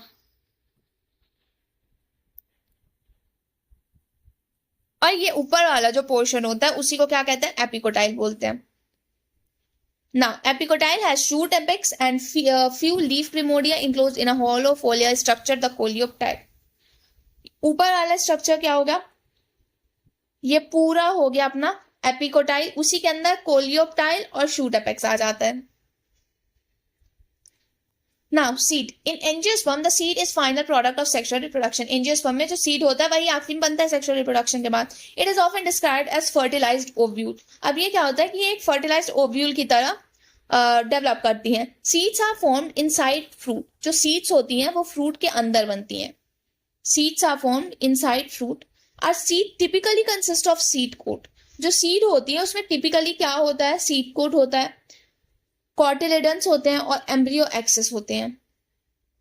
सीड में क्या होता है, सीड फ्रूट के अंदर बनती है, उसमें क्या होता है, सीड कोट होती है जो बाहर वाली कवरिंग होती है सीड की, कॉटिलेडन होता है और एम्ब्रियोनल एक्सिस होता है। Cotyledon of the embryo are simple structure generally thick and swollen due to the storage of food reserve in leguminous. कुछ ऐसे भी क्या कहते हैं प्लांट होते हैं कि जिनमें जो कॉटिलेडन होता है एम्ब्रियो का वो थिक हो जाता है, सोलोन अप हो जाता है। ये बेसिकली होता है लेग्यूम्स में। मैच्योर सीड में भी नॉन एल्ब्यूमिनस और एक्स एल्ब्यूमिनस। जो मैच्योर सीड्स होती हैं वो या तो नॉन एल्ब्यूमिनस होंगी या फिर एक्स एल्ब्यूमिनस होंगी। नॉन एल्ब्यूमिनस कैसी होती है कि उसमें कोई भी रेसिडुअल मतलब इंडोस्पर्म बिल्कुल नहीं बचा है, वो होती है अपनी नॉन एल्ब्यूमिनस। इसका एग्जांपल आ जाता है प्री ग्राउंडनट। इनमें जो एंडोस्पर्म होता है वो कंप्लीटली कंज्यूम्ड हो जाता है during embryonic development. Albuminous seed में क्या होता है कि इनमें कुछ एंडोस्पर्म प्रेजेंट होता है, कंप्लीटली यूज्ड नहीं होता है। ये किसमें होता है, एग्जांपल इसका व्हीट, मेज, barley, castor. Again this is really important, very important. Now, आगे क्या है, occasionally in some seeds such as black pepper and beet, remnants of nucellus are also persistent. This residual persistent nucleus is called perisperm. कुछ seed ऐसी भी होती है जैसे कि ब्लैक पेपर हो गया, बीट हो गया, इनमें ना जो न्यूसेलस होता है वो कुछ हद तक पड़ा रहता है, तो उसको क्या बोलते हैं, उसको बोलते हैं पेरिस्पर्म। Again very important. ये जितने भी एग्जाम्पल वाले पोर्शन हो गए और ये जैसे कि पेरिस्पर्म, ये एक वर्ड वाले जो हो गए, ये बेसिकली सीयूईटी के लिए इंपॉर्टेंट है, और बोर्ड्स में भी इनको फिलअप्स के फॉर्म में पूछ सकता है, एमसीक्यू के फॉर्म में पूछ सकता है। Now integuments of ovule harden as though protective seed coats। अब इंटेग्यूमेंट जो होते हैं ओव्यूल के वो हार्ड होते हैं, क्यों? क्योंकि उनके पास एक प्रोटेक्टिव सीड कोट प्रेजेंट होता है। The micropyle remain as a small pore in a seed coat. Seed coat में भी जो माइक्रोपाइल था ना, वो एक छोटे से पोर की तरह बना रहता है। This facilitate entry of oxygen and water content into the seed during germination. अब उसमें जो माइक्रोपाइल पोर एक प्रेजेंट होता है वो किस लिए होता है? ताकि उसमें ऑक्सीजन और वाटर की सप्लाई हो सके जर्मिनेशन के दौरान। As the seed mature, its water content is reduced and seed become relatively dry। जब सीड मैच्योर करती हैं तो उनका जो वाटर अंदर जो पानी उनमें रहता है वो कम हो जाती है और जो सीड्स होती हैं वो काफी ड्राई हो जाती है। 10 to 15% मॉइस्चर होता है उसमें by mass. The general metabolic activity of embryo slows down. जब वो मैच्योर करता है, ड्राई हो जाता है, तो उसकी जो मेटाबॉलिक एक्टिविटी होती है वो भी धीमी हो जाती है। द एम्ब्रियो में enter state in of inactivity called dormancy. और कभी कभी जो एम्ब्रियो होते हैं वो एक स्टेट में चले जाते हैं जहां पे उनकी मेटाबॉलिक एक्टिविटी टोटली खत्म हो जाती है, वो एकदम इनएक्टिव हो जाते हैं। उस स्टेट को क्या कहते हैं? डोर्मेंसी ना। और if favourable condition are available, और अगर कुछ फेवरेबल कंडीशन उनको मिल रही हैं तो वो जर्मिनेट कर जाती हैं। फेवरेबल कंडीशन में आ जाता है कि उनको अच्छे से मॉइस्चर मिल रहा, ऑक्सीजन मिल रहा, एक सूटेबल टेम्परेचर मिल रहा ग्रो करने के लिए, तो जर्मिनेट कर जाएंगे आगे।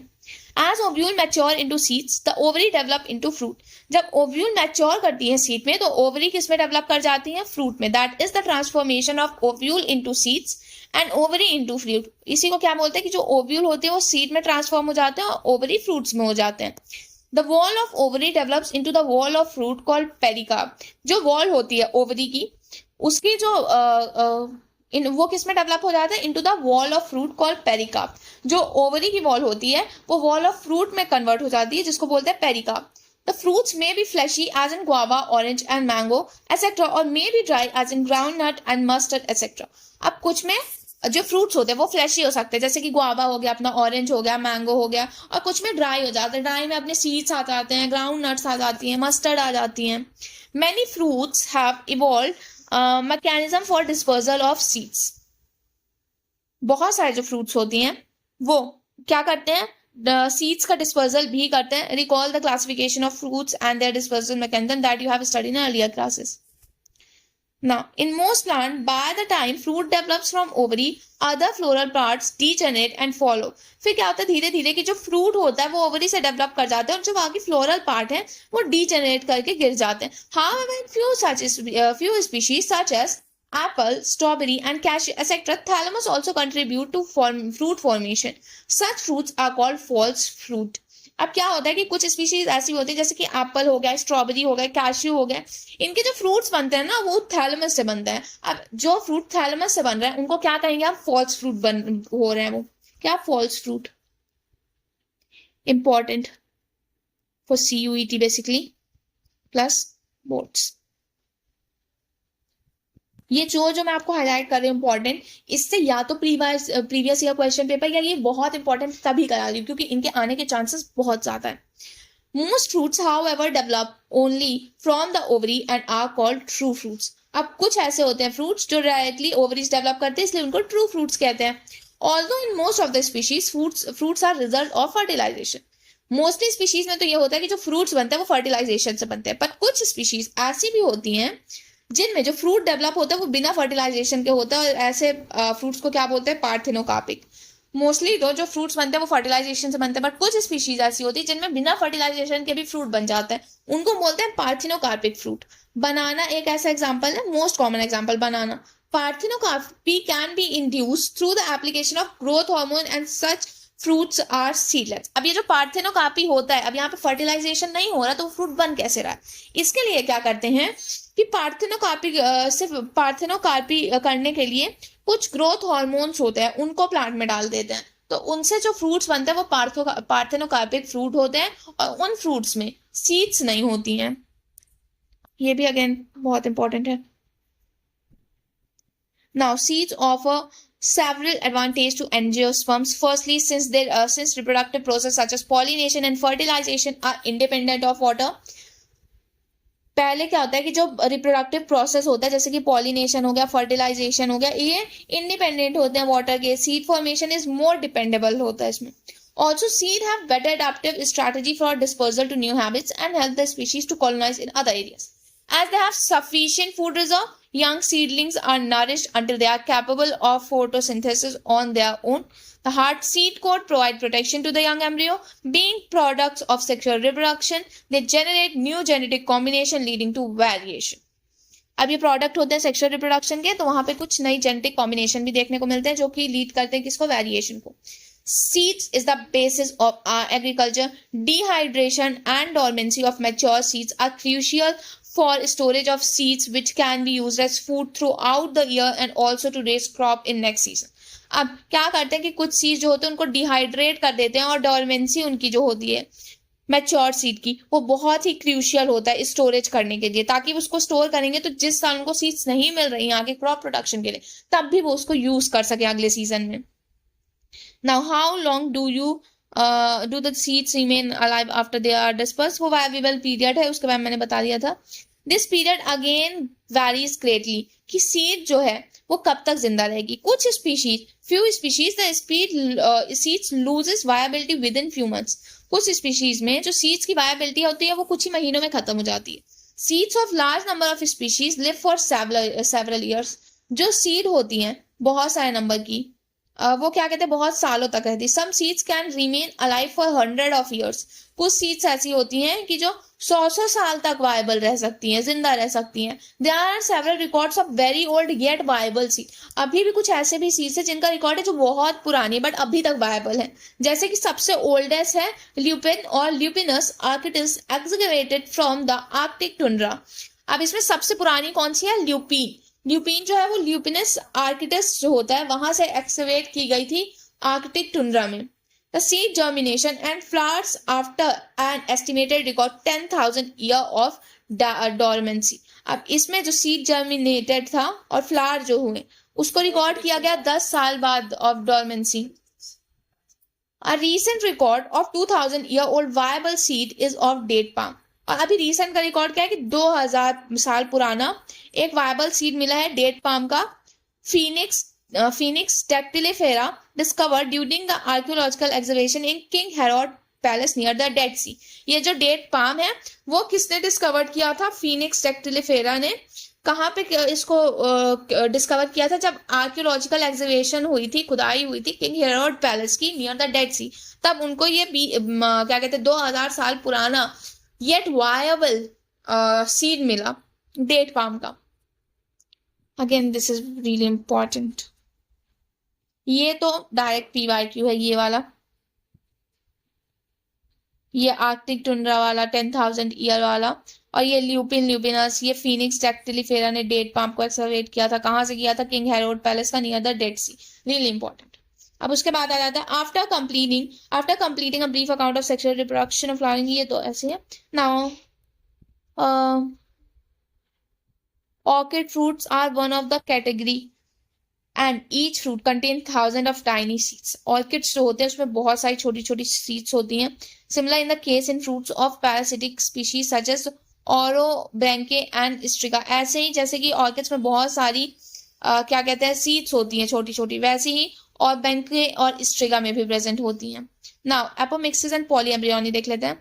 Although seeds in general are the product of fertilization, a few flowering plants such as some species of Asteraceae and grasses have evolved a special mechanism to produce seeds without fertilization called apomixis. अब कुछ ऐसे भी होते हैं क्या कहते हैं species, जैसे कि एस्टरेशिया की हो गई, ग्रासेस की हो गई, इनमें जो सीड्स बनती है वो बिना फर्टिलाइजेशन के बनते हैं और इनको क्या कहते हैं, एपोमिक्सिस कहते हैं.